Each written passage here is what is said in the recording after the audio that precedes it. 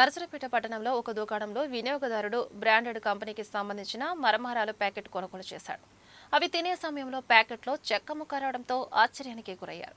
ఈ విషయంపై food safety అధికారికి ఫిర్యాదు చేశారు. పల్నాడు జిల్లా ఫుడ్ సేఫ్టీ అధికారి లక్ష్మీనారాయణ స్పందించి దుకాణంలో తనిఖీలు చేసి శాంపిల్స్ తీసి హైదరాబాద్ కు పంపించామని, దానిలో నాణ్యత లోపిస్తే కేసు నమోదు చేయడం జరుగుతోందని తెలిపారు.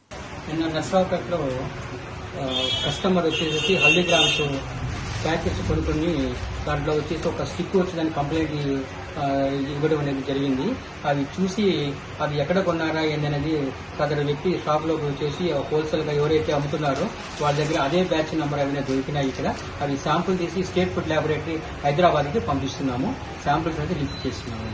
ఇది ఏదైనా కనుక అన్సేఫ్ కనుక కానీ ఏదైనా వచ్చింటే అనాలిసిస్ రిపోర్ట్ ప్రకారము మళ్ళీ కేసు ఫైల్ చేయడం జరుగుతుంది.